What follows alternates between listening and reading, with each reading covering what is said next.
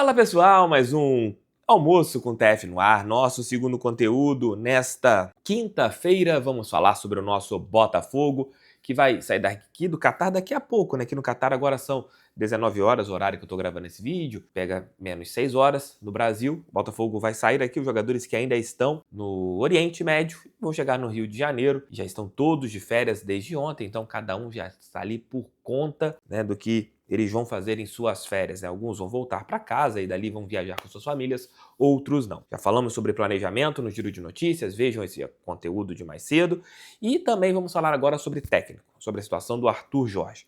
Será o último tema que eu quero conversar com vocês aqui. Mas antes, eu quero conversar sobre calendário do futebol brasileiro e, graças a Deus, parte da imprensa, não aquela imprensa que é a babaca, a imprensa que é a covarde, né? A imprensa que é o clique pelo clique, que tem um viés editorial para determinados clubes, trataram a eliminação do Botafogo ontem no Mundial de Clubes como algo problemático para o futebol brasileiro. A derrota foi ruim? Claro que foi ruim, mas você teve um ponto que ontem, se fosse qualquer outro time brasileiro que estivesse brigando pelo título nacional até a última rodada, sofreria. Não somente o Botafogo, qualquer um perderia. Por causa do que aconteceu, dessa catástrofe que é o nosso calendário. E é complicado, se eu não me engano, quando o Palmeiras joga um Mundial no meio do ano também. Isso tem que ser tratado como uma maneira que os clubes precisariam se unir. Mas, infelizmente, a união no futebol brasileiro não vai acontecer.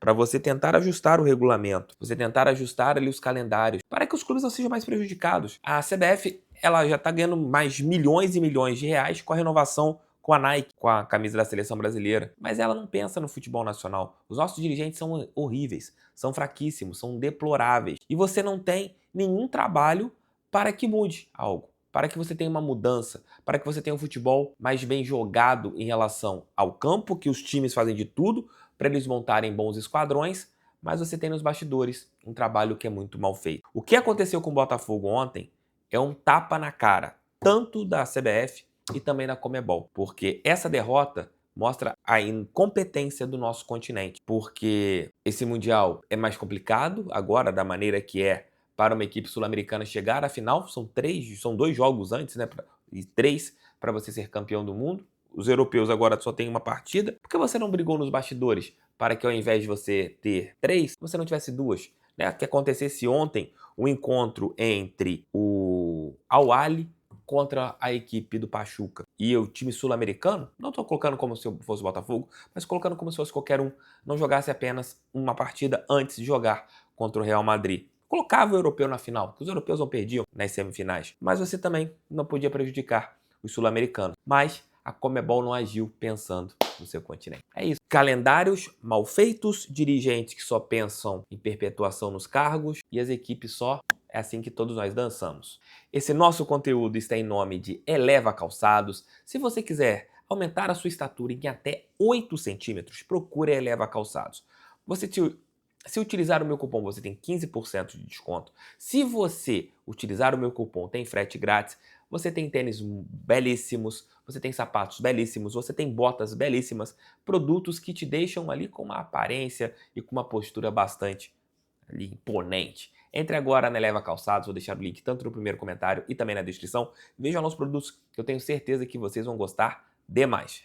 Fala aí, Léo Dantas. Fala TF, fala pessoal do canal, tudo bem? Vamos então para a última prancheta do fogão do ano, né? O quadro que estreou já nessa reta final da temporada e que se despede agora, depois da eliminação do Botafogo no Intercontinental 3-0 para o Pachuca. Eu sinceramente acho que o placar é pior do que a atuação, mas aceito discordâncias em relação a isso. Mas o lado do torcedor está muito satisfeito com o ano, zero depressão, zero problema, zero crise, apesar do placar não muito interessante. Claro que a gente queria ir até a final para enfrentar o Real Madrid, mas enfim, a temporada e a campanha terminam aqui. Primeira observação que eu faço então taticamente do jogo é algo que eu já tinha chamado a atenção no vídeo do pré-jogo, de que o Pachuca é um time com muita intensidade, chegando com muitos jogadores dentro ou próximo à área. Nessa imagem aqui, 6 jogadores participando do lance de ataque. E aí, com muitos jogadores chegando, o Botafogo foi sendo cada vez mais empurrado, entrincheirado no seu campo de defesa. O Gregory precisou recuar para a linha de defesa para fazer 5 marcadores lá dentro e mesmo assim em inferioridade, se você considerar que o Pachuca nesse lance chegou com 6. Gregory recuar é normal, mas para liberar os laterais. Aqui os laterais também estavam plantados dentro da área.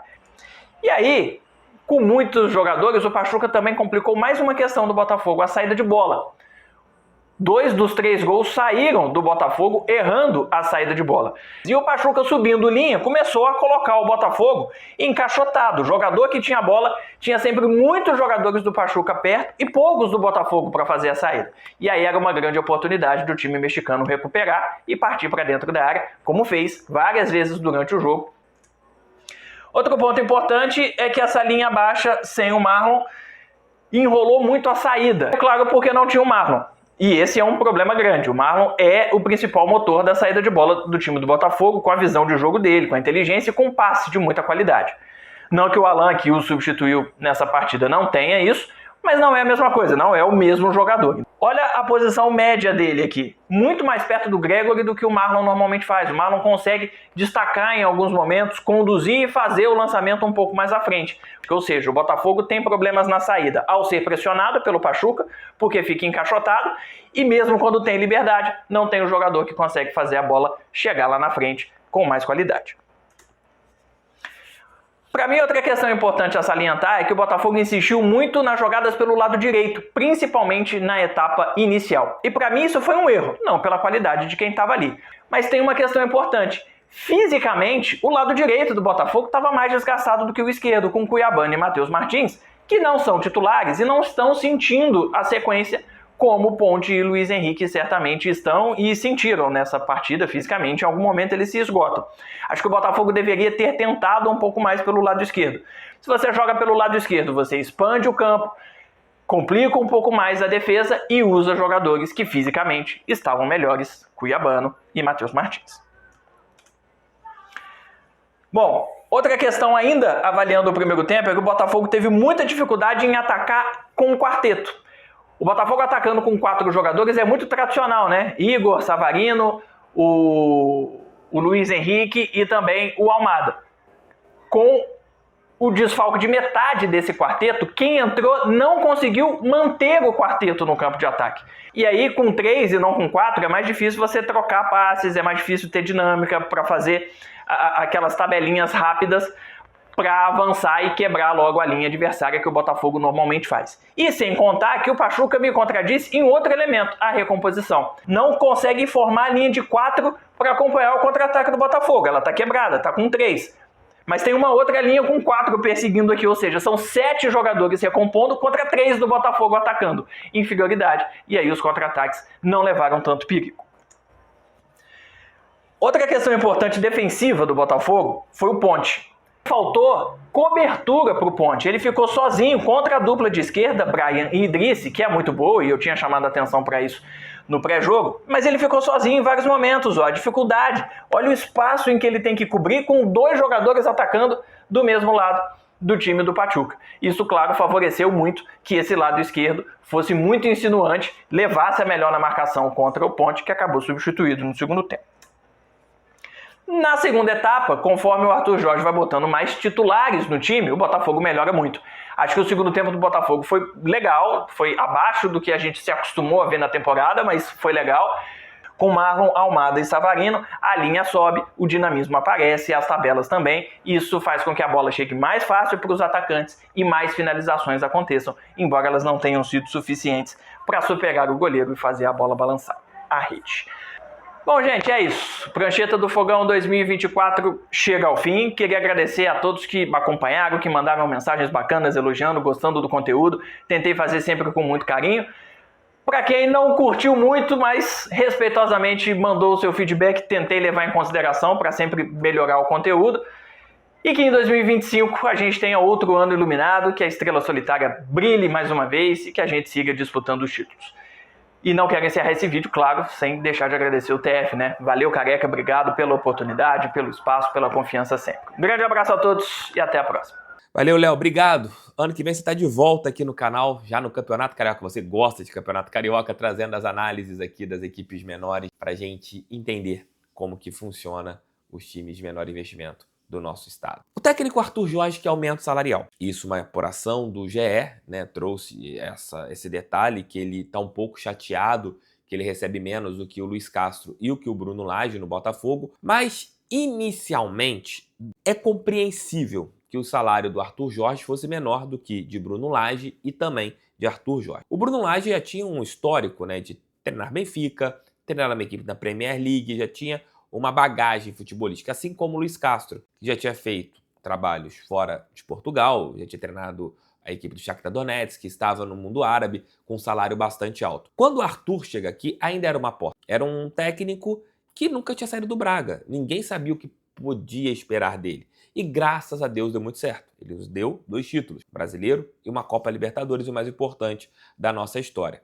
E ele está no direito, mesmo recebendo bônus e seu salário ficando bem maior do que é atualmente, de pedir um aumento salarial. Eu acho que o John Textor tem que conversar com o Arthur Jorge. Se o problema for realmente a parte de aumento salarial, você não tiver questões particulares, né, de repente querer voltar para a Europa ou querer conhecer outras culturas, eu aceito conversar, porque talvez fique mais caro você buscar um outro técnico, de ter que pagar ali comissões para empresários e etc., do que você negociar especificamente com o Arthur Jorge. Então, se eu fosse o John Textor, dava assim um aumento. Você tem que fazer coisas sempre dentro de um planejamento. E é isso que o Botafogo tem que fazer. Continuar fazendo trabalhos dentro do seu planejamento. Mas eu, Thiago, daria sim um aumento salarial para o Arthur Jorge. Mas lembrando que, com os bônus, o salário do Arthur Jorge terá um aumento significativo. Tem que entender até onde ele quer chegar na parte financeira. Tamo juntos, queridões, tamo juntos, queridonas. Volto, se Deus quiser,